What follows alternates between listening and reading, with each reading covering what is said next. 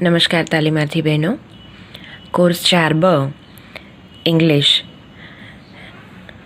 Proficiency in English, જેની અંદર unit 1 English and it's સ્કોપની અંદર આપણે એક નવા ટૉપિકની આજે ચર્ચા કરવાના છીએ. ટૉપિકનું નામ છે importance of English in communication, media and internet. એટલે કે કમ્યુનિકેશન, મીડિયા અને ઇન્ટરનેટમાં અંગ્રેજીનું મહત્ત્વ. સૌથી પહેલાં આપણને એ જાણવું જરૂરી છે કે કમ્યુનિકેશન, ઇન્ટરનેટ એન્ડ મીડિયા, શું આ ત્રણ શબ્દો અલગ છે? શબ્દો ડેફિનેટલી એક જ વસ્તુને ઇશારો કરે છે અને એ છે ટેકનોલોજી. ટેકનોલોજીના માધ્યમ દ્વારા જ આપણે કમ્યુનિકેશન, મીડિયા અને ઇન્ટરનેટ સુધી પહોંચી શકીએ છીએ. પરંતુ એના પેટા જે શબ્દો છે, જેમ કમ્યુનિકેશન એન્ડ મીડિયા એટલે પ્રત્યાયનના માધ્યમો, જેની અંદર ટેલિવિઝન, ન્યૂઝપેપર અને જેના દ્વારા આપણે જગતને સાથે સંપર્કમાં રહી શકીએ છીએ, તેને કમ્યુનિકેશન એન્ડ ટૂલ્સ કહેવામાં આવે છે, એટલે કે પ્રત્યાયનના માધ્યમો. Media and internet. મીડિયા પણ આપણે જાણીએ છીએ કે મીડિયાની અંદર આપણે માધ્યમને શોધીએ છીએ કે જેના માધ્યમ દ્વારા આપણે કોઈને કોઈ આપણી જરૂરિયાતની વસ્તુ સુધી પહોંચી શકીએ.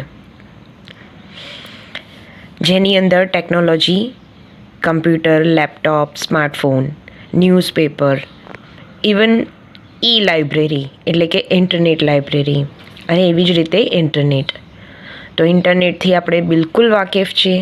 આજના જમાનામાં કદાચ ઇન્ટરનેટ વગર આપણે આગળ વધી શકીએ નહીં.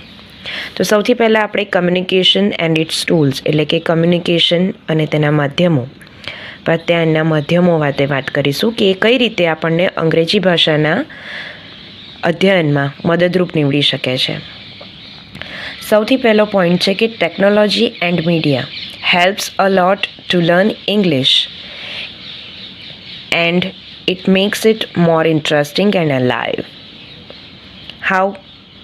અંગ્રેજી ભાષા એ પ્રત્યાયનના માધ્યમ માટે ખૂબ અસરકારક તો છે જ, પરંતુ આ માધ્યમો આપણા ટીચિંગ લર્નિંગ પ્રોસેસને વધારે ઇન્ટરેસ્ટિંગ, સિમ્પલ એન્ડ વધારે ઇફેક્ટિવ કઈ રીતે બનાવે છે?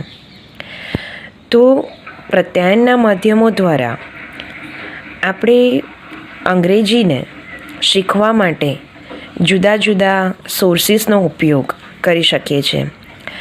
હવે મેં તમને કહ્યું ટેલિવિઝન. સો ટેલિવિઝનની અંદર કેટલી બધી અંગ્રેજી ચેનલ્સ અવેલેબલ છે. તમે ઇવન કાર્ટૂન્સથી લઈ લો ને, તો નાના બાળકો બેઝિકલી કાર્ટૂન્સ જો ઇંગ્લિશમાં જુએ ને તો પણ ઘણી બધી બાબતો શીખી જાય છે. હવે આપણે એન્ટરટેન માટે બધી ચેનલ્સ ચલાવીએ છીએ, ત્યાં દરેક ચેનલ પોતાની અલગ એક ટીચિંગ એપ પણ ચલાવે છે.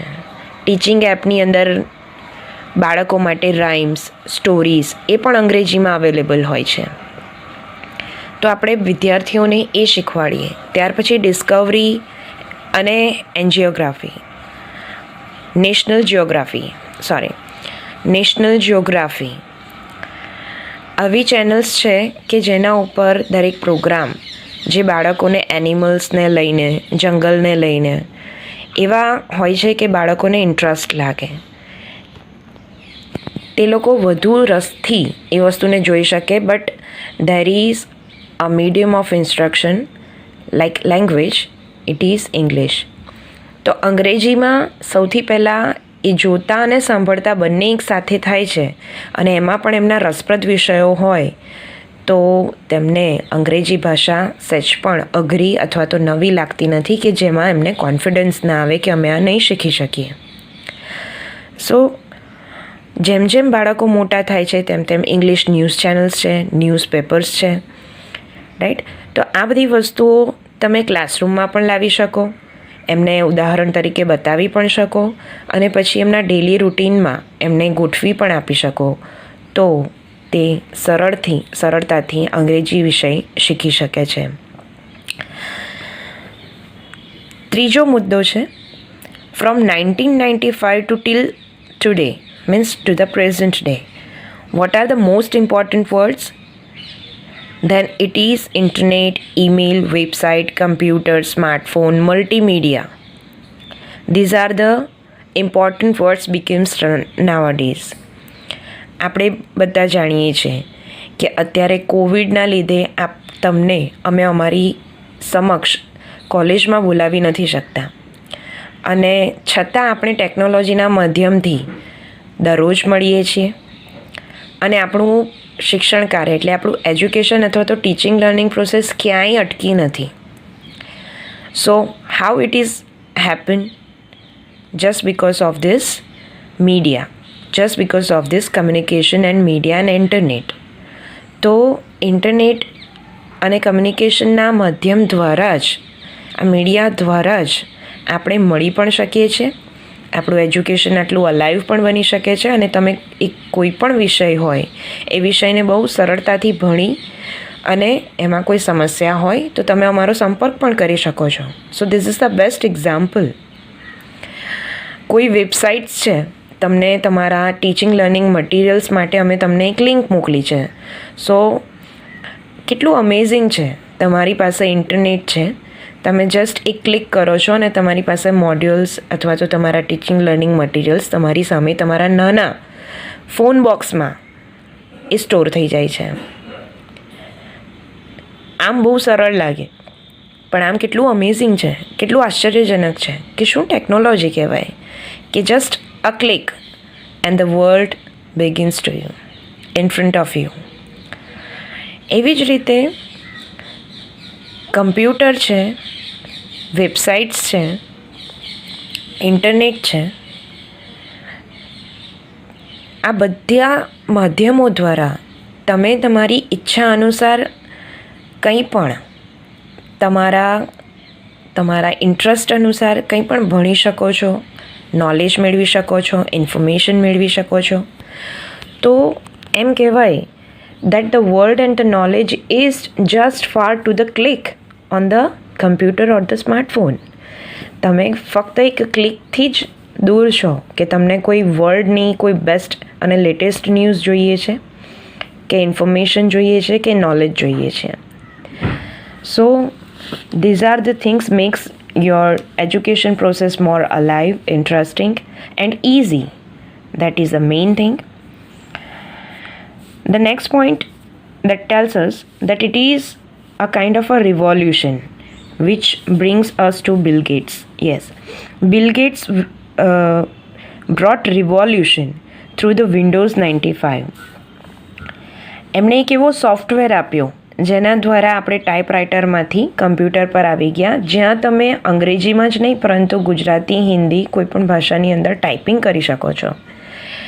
અને એવા સોફ્ટવેર આવ્યા છે કે જ્યાં તમે એક વખત ટાઈપ કરી અને ફરીથી એમાં સુધારો કરવા માંગતા હોય તો પણ થઈ શકે છે, એડિટિંગ કરવા માંગતા હોય તો પણ થઈ શકે છે, એની અંદર જોઈએ તેવી ઇમેજ પણ મૂકી શકો છો, તમે કેલ્ક્યુલેશન પણ કરી શકો છો, તમે ટાઈપિંગ પણ કરી શકો છો, તમે પેઇન્ટ પણ કરી શકો છો. કેટલા બધા ઓપ્શન્સ છે, કેટલી બધા વર્ઝન્સ છે, કેટલી બધી અંદર ટેકનોલોજીની વેરિયસનેસ આપણને અંદર જોવા મળે છે. that we can use the computer and software according to our needs, according to our necessity, according to our topic and presentation. So જે પીપીટી પ્રેઝન્ટેશન્સ આપણે બનાવીએ છીએ, કે પછી વર્ડ્સ કે MS ઓફિસ છે જેની અંદર આપણે એક્સેલ છે, વિન્ડો એક્સેલ છે, જેની અંદર આપણે ઈચ્છા અનુસાર આપણું કાર્ય કરી શકીએ છીએ. તો આ બધી બાબતોને લઈ communication and its tools and media, they are more important and beneficial to us. વિવિધ પ્રત્યાયનના માધ્યમોની મદદથી જ આપણે જે કંઈ પણ સુવિધાઓ છે તેનો ઉપયોગ કરી અંગ્રેજીને વધારે સરળ અને રસપ્રદ બનાવી છે. It helps us to make the teaching learning process of English language more simple and interesting. So basically જ્યારે તમે બાળકોને ભણાવવા જઈ રહ્યા છો ત્યારે મીડિયા થ્રુ ધ કમ્પ્યુટર એ પણ આપણને એટલું જ ઉપયોગી છે, કારણ કે આપણે જુદા જુદા clip arts, PPT presentation and visual ઇમેજીસને આપણે ક્લાસરૂમ સુધી લઈ જઈ શકીએ છીએ. પ્રોજેક્ટર્સની મદદથી આપણે સ્ટોરીઝ બતાવી શકીએ છીએ, રાઇમ્સ બતાવી શકીએ છીએ. આપણે નવા નવા શબ્દો અથવા વોકેબ્લરી જો એમને બતાવવા છે તો એની ઇમેજીસ આપણે ક્લાસરૂમ સુધી લઈ જઈ શકીએ છીએ. તો એ તમારા એજ્યુકેશન પ્રોસેસને અલાઇવ બનાવે છે, રાઈટ. તો બજારમાં એટલે કે માર્કેટમાં પણ એવી કેટલી સીડીઝ અવેલેબલ છે જેમાં બાળકો પોતાના સબ્જેક્ટ વાઇઝ રાઇમ્સ, સ્ટોરીઝ અને પોએમ્સ છે કે પછી પોતાની રીતે ઇવન જે કંઈ પણ ઈચ્છે તે લાવી પ્લે કરી અને જાતે શીખી શકે છે. અને કદાચ સીરીઝ તો હજુ પણ જૂની થઈ ગઈ કહેવાય. હવે તો તમારી પાસે સ્માર્ટ ટીવીઝ ને સ્માર્ટફોન આવી ગયા કે તમે ઇન્ટરનેટ અને મીડિયા દ્વારા સીધું એને કનેક્ટ કરી અને ઘરે જ કોઈ પણ વસ્તુ ખરીદ્યા સિવાય જસ્ટ ઇન્ટરનેટ પેકની અંદર તમે પોતાની જાતે જુદી જુદી વેબસાઇટ્સ અથવા તો ચેનલ્સને ઓપરેટ કરી તમારી જે કોઈ પણ જોઈતી બાબતો છે તેને તમે ઘરની અંદર જ બેઠા બેઠા જોઈ શકો છો અને ભણી પણ શકો છો, શીખી પણ શકો છો અને શીખવાડી પણ શકો છો, રાઈટ. જેમ મેં કહ્યું કે અત્યારે હાલ જે આપણે બંને તમે અને હું જે અંગ્રેજી તમને જે ટૉપિક હું ભણાવી રહી છું એનું માધ્યમ એકચ્યુઅલી શું છે? તો ઇન્ટરનેટ અને મીડિયા. તમારી પાસે એક સ્માર્ટફોન છે, અમારી પાસે computer, laptop or smartphone, any tool through which we can connect you. અને તમારી સુધી અમારો અવાજ કોણ લઈ જાય છે? તો એ છે મીડિયા એન્ડ ઇન્ટરનેટ. સો બહુ નાના શબ્દો પણ બહુ મોટું કામ. અને એની અંદર તમે ઇંગ્લિશ લેંગ્વેજને જ્યારે નવી રીતે શીખવાડો છો ત્યારે આ શબ્દો એની સાથે આપોઆપ જ જોડાયેલા છે. It makes his teaching learning process live and interesting.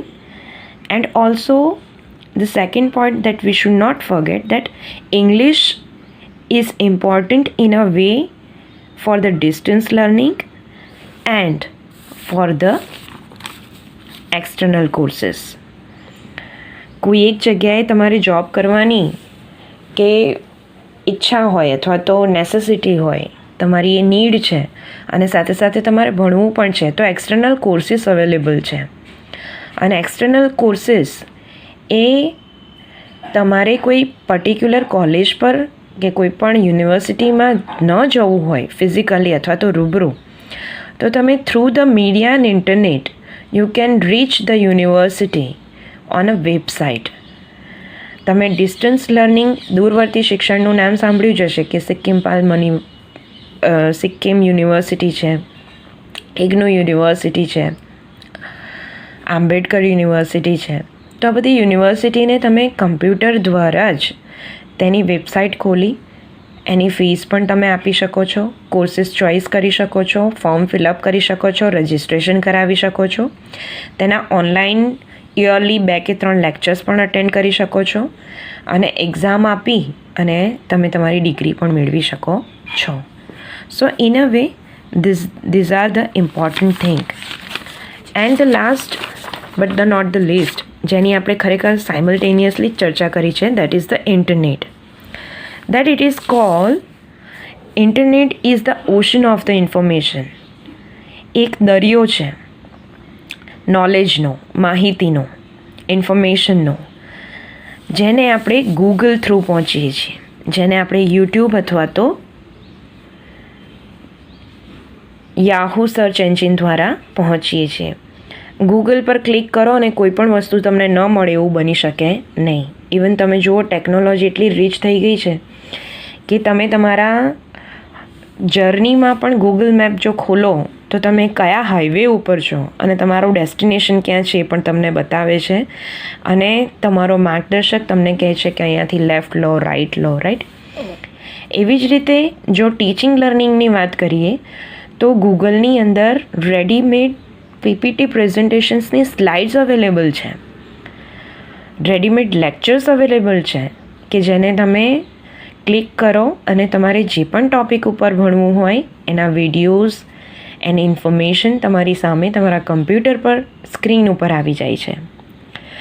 તો એ બધી જ જગ્યા સુધી પહોંચવા માટે, ઇન્ફોર્મેશન સુધી પહોંચવા માટે, એ નોલેજના વર્લ્ડ સુધી પહોંચવા માટે ઇન્ટરનેટ આપણું મહત્ત્વનું માધ્યમ બને છે. સો આ બધા ટૂલ્સ અને ટેકનોલોજી દ્વારા ઇંગ્લિશ આપણને ખૂબ જ સરળતાથી આપણી પાસે ઉપલબ્ધ થાય છે. It is very easy to reach to the world of information and the knowledge of the world of knowledge. So technology is a kind of a big revolution for all the fields, and especially it is also important in the education field equally.